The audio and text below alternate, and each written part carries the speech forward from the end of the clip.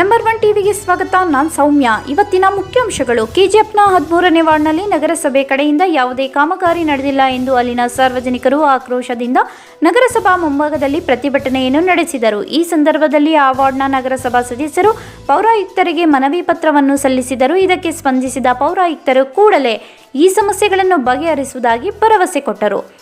ನಂತರ ಕೆಜಿಎಫ್ನ ಮಹಾರಾಜ ರಸ್ತೆ ಕಾಮಗಾರಿ ಹಲವಾರು ವರ್ಷಗಳಿಂದ ಪೆಂಡಿಂಗ್ನಲ್ಲೇ ಇತ್ತು. ಕಿಂಗ್ ಜಾರ್ಜ್ ಆಲ್ ವಾರ್ಡಿನ ನಗರಸಭಾ ಸದಸ್ಯರಾದ ಪ್ರವೀಣ್ ಕುಮಾರ್ ಅವರು ಈ ವಿಷಯವಾಗಿ ಶಾಸಕರಾದ ಶ್ರೀಮತಿ ರೂಪಕಲಾ ಶಶಿಧರ್ ಅವರನ್ನು ಮನವಿ ಮಾಡಿಕೊಂಡಿದ್ದರು. ಅದಕ್ಕೆ ಸ್ಪಂದಿಸಿದ ಶಾಸಕರು ಕಾಮಗಾರಿಯನ್ನು ಪ್ರಾರಂಭಿಸಲು ಆದೇಶಿಸಿದರು.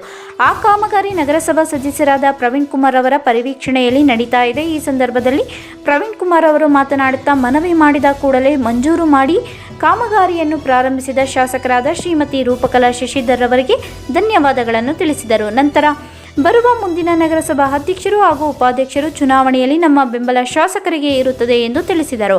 ಮತ್ತಷ್ಟು ಸುದ್ದಿಯನ್ನು ನಮ್ಮ ಗ್ರೌಂಡ್ ರಿಪೋರ್ಟರ್ ನೀಡಿದ್ದಾರೆ, ಬನ್ನಿ ನೋಡೋಣ.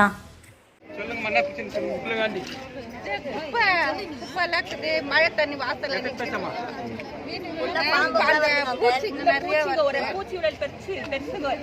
வீட்டு உள்ளவங்க ஒரு நாள் நிறைய கொசுங்க செடி இருக்குதுதான் நிறைய கொசு வருதுங்க. தண்ணி வந்துச்சுன்னா ஃபுல்லா ட்ரைனேஜ் எல்லாம் இதாகிடுங்க. பண்ணாங்க அது புழு க்ளீன் பண்ணிருக்கீங்க. நிறைய செடிங்க நிறைய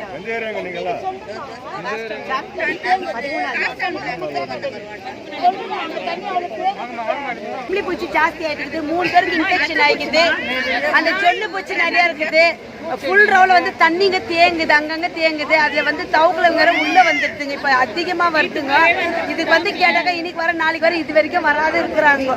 அதுக்காக தான் இங்க முனிசிபாலிட்டி 13வது வார்டுங்க. நாங்க சொல்லி இருக்கிறோம், கவுன்சிலர் கிட்ட சொல்லியிருந்தா கூட கவுன்சிலிங் வந்து சொன்னாங்க நாங்க ஆள் வரலன்னா கவுன்சிலர் என்ன பண்ணுவாரு? கவுன்சிலர் அவர் கடமையாக அவர் செய்கிறாருங்க. வந்து இப்போ எல்லா குழந்தைங்களுக்கு வந்து இப்போ வந்து கொரோனா வந்திருக்குது தொட்டு. இப்போ நாங்கள் எல்லாருமே ஒன்றா வந்திருக்கிறோம். இப்போ எங்களுக்கும் அந்த மாதிரி ஒரு கொரோனா எஃபெக்ட் ஆகிட்டா நாங்கள் என்ன பண்ணுவோம்? எங்கள் ஏரியாக்கார நாங்கள் என்ன செய்ய முடியும்?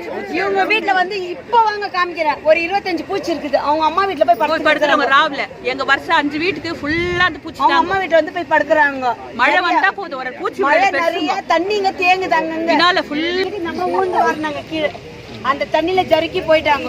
அந்த அம்மா என்ன நான் எப்படிமா இது பண்றேன்னு சொன்னா அந்த வயசானவங்க அவங்க இடுப்புன்னு உட்காரு. இதுக்கு வந்து இவங்க ஒரு முயற்சியில இருக்குது. சொல்லு ஸ்ட்ரீட் லைட் எரிஞ்சு 6 மாசத்துக்கு மேல ஆச்சு. குழந்தைங்களெல்லாம் வச்சுருக்கிறோம். 2-3 டைம் வந்து இங்கேயே கம்ப்ளைண்ட் கொடுத்துட்டு போனோம். அது ஒன்னா ஸ்டெப்பே எடுத்துக்கல. காவா தண்ணியும் போறதில்ல. ஃபுல்லா தேங்கிச்சுனாக்கா உள்ளவே வருது தண்ணி. ಕ್ಲೀನಿಂಗ್ ಬರಲ್ಲ. 4,000 ಜನ ಇದ್ದಾರೆ ನಮ್ಮ ವಾರ್ಡಲ್ಲಿ. ವೀಕ್ಲಿ ಒಂದ್ಸತಿ ಬರ್ತಾ ಇದ್ದಾರೆ ವಾರ್ಡ್ಗೆ. ವೀಕ್ಲಿ ಒಂದ್ಸತ ಬರ್ತಾ ಇದ್ದಾರೆ. ಅದು ಬರೀ 3 ಅವರ್ ಕ್ಲೀನ್ ಮಾಡ್ತಾ ಇದ್ದಾರೆ. 4,000 ಜನ ಇದ್ದಾರೆ ನಮ್ಮ ವಾರ್ಡಲ್ಲಿ. ಸ್ಕೂಲ್ ಇದೆ, ಕಾಲೇಜ್ ಇದೆ, ದೇವಸ್ಥಾನ ಇದೆ, ಚರ್ಚ್ ಇದೆ, ಇದೆಲ್ಲ ಇಷ್ಟು ಇದೆ. ಎಲ್ಲ ಒಂದು 100 ವರ್ಷ ಇತಿಹಾಸ ಇರೋದು ಎಲ್ಲ ಇದೆ ನಮ್ಮ ವಾರ್ಡಲ್ಲಿ. ಆದ್ರೂ ಸರಿ ಒಂದೇ ಒಂದು ಕ್ಲೀನಿಂಗಲ್ಲಿ ನಮ್ಗೆ ಬರೋದೇ ಇಲ್ಲ. 4 ತಿಂಗಳಾಗಿದೆ ಸ್ಟ್ರೀಟ್ ಲೈಟ್ಸ್ ಬಂದ್ಬಿಟ್ಟು ರಿಪೇರ್ ಮಾಡಿ.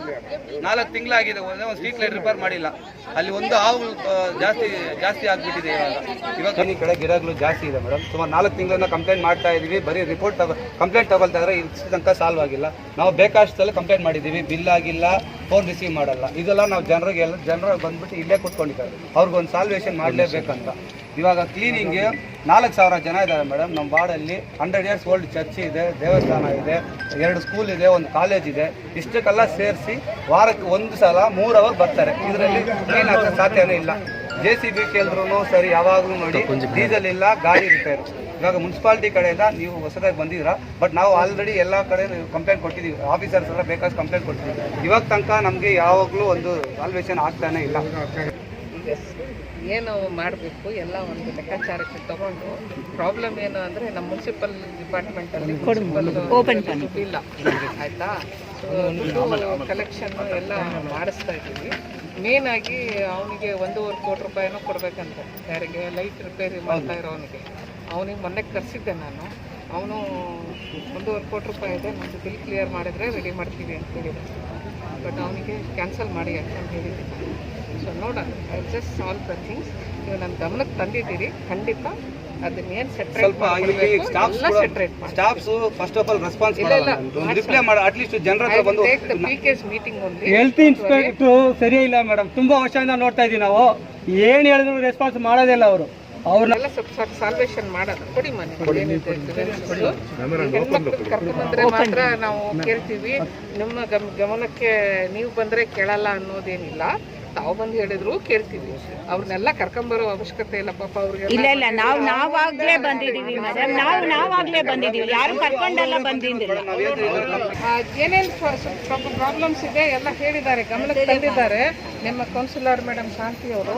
ಅದನ್ನೆಲ್ಲನೂ ಒಂದು ಲೆಕ್ಕಾಚಾರಕ್ಕೆ ಗಮನಕ್ಕೆ ಇಟ್ಕೊಂಡು ನಾವೆಲ್ಲ ಸಾಲ್ವ್ ಮಾಡ್ತೀವಿ. ಇನ್ನೊಂದು ಸ್ವಲ್ಪ ಟೈಮ್ ಕೊಡಿ. ನಾನು ಈಗ ಹೊಸದಾಗಿ ಬಂದಿರೋದು, ನನಗೂ ಏನೋ ಅಷ್ಟು ಟೈಮ್. நம்மளுக்கு தேவையான விஷயத்தெல்லாம் வந்து மேடம் செஞ்சு கொடுக்குறேன்னு சொல்லிக்கிறாங்க. புதுசா நான் வந்துக்கிறதுனால கொஞ்சம் டைம் கொடுங்கிறாங்க. ಸರಿ ಮಾಡಿ ಕೊಡ್ತೀವಿ. அதான் இப்போ வந்து கொடுத்துக்கிறதுனால சீக்கிரமா நான் எல்லாத்தையும் பார்த்துட்டு சரி செய்யறேன்னு சொல்லிக்கிறாங்க. வாக்கு கொடுத்துக்கிறாங்க. எல்லாம் எல்லாத்தையும் செஞ்சு கொடுக்குறேன்னு சொல்லிக்கிறாங்க. அதனால அவங்களுக்கு